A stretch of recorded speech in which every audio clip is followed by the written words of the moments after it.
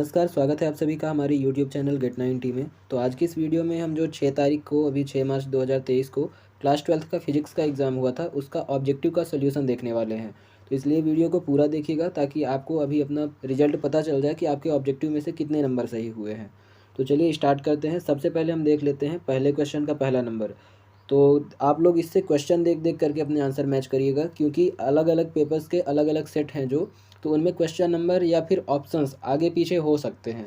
तो आप लोग पहले का पहला ऐसा मत मैच करिएगा। आप लोग क्वेश्चन को पढ़ के, जब मैं क्वेश्चन पढ़ूंगा तो आप लोग उस वाले क्वेश्चन का अपने पेपर में देखिएगा और फिर आंसर टिक करिएगा।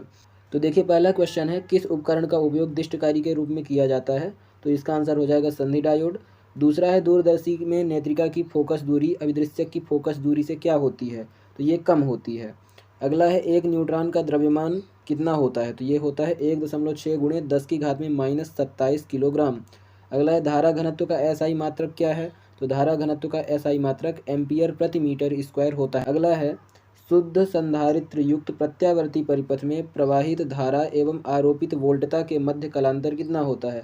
तो ये π/2 यानी कि 90 डिग्री का होता है। अगला है, भाभा परमाणु अनुसंधान केंद्र कहाँ स्थित है? तो ये मुंबई में स्थित है।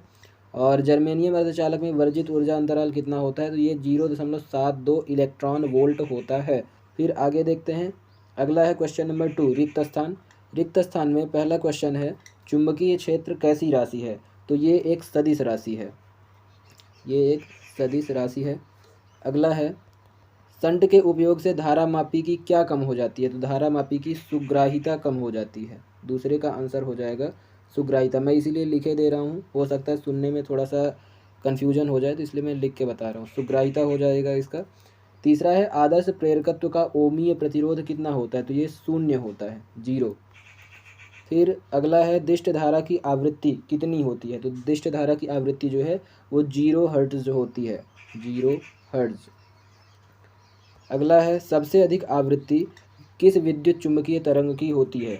तो सबसे ज़्यादा आवृत्ति गामा किरणों की होती है। इसका आंसर हो जाएगा गामा किरणें। अगला है, प्रकाश तरंगों की आवृत्ति की कोटि क्या होती है? तो ये होता है 10 की घात में 14 हर्ट्ज, ये इसकी कोटि है। फिर उसके बाद अगला क्वेश्चन है, प्रकाश का वेग विरल माध्यम से सघन माध्यम में जाने पर क्या होता है? तो सघन माध्यम में जाने पर घट जाता है या कम हो जाता है। फिर इस तरह से ये सारे के सारे रिक्त स्थान हो गए। अब तीसरा क्वेश्चन देखते हैं, सत्य सत्य। तो सत्य सत्य में देखिए, पहला क्वेश्चन है, एक पूर्ण चक्र में किसी प्रेरक को आपूर्ति माध्य शक्ति 0 होती है। तो ये सत्य है। अगला है, माइक्रोवेव ओवन का कार्य रेडियो तरंगों पर आधारित होता है। नहीं, ये माइक्रो तरंगों पर आधारित होता है, तो ये असत्य हो जाएगा।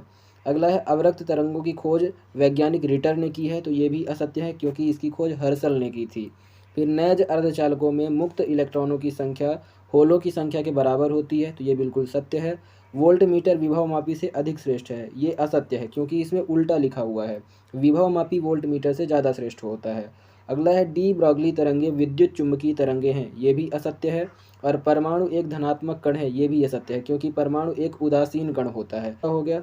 चौथा क्वेश्चन देखते हैं, प्रत्येक कथन का एक वाक्य में उत्तर देना है। तो चलिए, पहला क्वेश्चन है, चुंबक के चुंबकीय आघूर्ण की दिशा क्या होती है?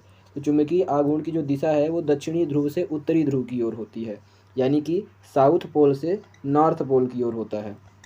अगला है, धारामापी को वोल्ट मीटर में कैसे परिवर्तित किया जा सकता है? तो धारामापी को वोल्ट मीटर में कैसे परिवर्तित करते हैं?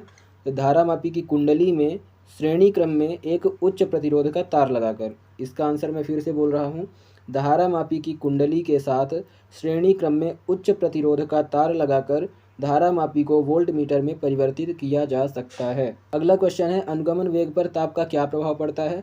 तो ताप बढ़ाने पर अनुगमन वेग का मान घट जाता है। ये इसका आंसर है। फिर अगला है, विकिरण की ऊर्जा तथा आवृत्ति में संबंध लिखिए। तो विकिरण की ऊर्जा और आवृत्ति में क्या संबंध होता है? तो इसका सूत्र होता है E बराबर h न्यू। देखिए, अगला क्वेश्चन है, देहली आवृत्ति क्या है? तो मैं इसकी परिभाषा बोलता हूँ, आप लोग मैच करिएगा। इसकी परिभाषा है, किसी धातु पर आपतित विकिरण की वह न्यूनतम आवृत्ति जो धातु की सतह पर इलेक्ट्रॉन को मुक्त कर देती है, देहली आवृत्ति कहलाती है। अगर आप लोगों को ये परिभाषा एक बार में अच्छे से समझ में ना आई होगी तो वीडियो को 10-20 सेकंड पीछे कर लीजिएगा और दोबारा देख लीजिएगा। प्रकाश का विवर्तन क्या होता है? तो देखिए, प्रकाश का विवर्तन किसे कहते हैं? जब कोई प्रकाश किरण किसी नुकीले अवरोध से टकराती है तो उस अवरोध के किनारों पर प्रकाश किरण का मुड़ना ही प्रकाश का विवर्तन कहलाता है। अगला है लेंस की क्षमता का मात्रक क्या होता है? तो लेंस की क्षमता का मात्रक डायोप्टर होता है, डायोप्टर, और इसे डी से दर्शाते हैं। ठीक है, तो इस तरह से ये 4 क्वेश्चन खत्म हो गए। अब देखिए अगला क्वेश्चन है 5वां। ये तो 2 नंबर का है। हालांकि समस्थानिक किसे कहते हैं? हाइड्रोजन के कोई 2 समस्थानिकों के नाम लिखिए। तो जैसे कि समस्थानिक की परिभाषा आप लोगों से बनती ही होगी। उदाहरण है जैसे प्रोटियम, ड्यूटेरियम, ट्राइटियम, ये हाइड्रोजन के समस्थानिक हैं। तो अगर आप लोगों को आगे के भी आंसर चाहिए, मतलब 2, 3 और 4, 5 नंबर वाले आंसर, तो उसके लिए कमेंट करिएगा, तो मैं उसका भी वीडियो बना दूंगा। और कमेंट करके ये ज़रूर बताइएगा कि आपके ये जो ऑब्जेक्टिव हैं टोटल, तो इनमें से कितने नंबर का सही हुआ है। वीडियो पसंद आया तो वीडियो को लाइक कर दीजिएगा, और चैनल पर नए हो तो चैनल को सब्सक्राइब करना मत भूलिएगा। मिलते हैं अगली वीडियो में, तब तक के लिए नमस्कार, धन्यवाद।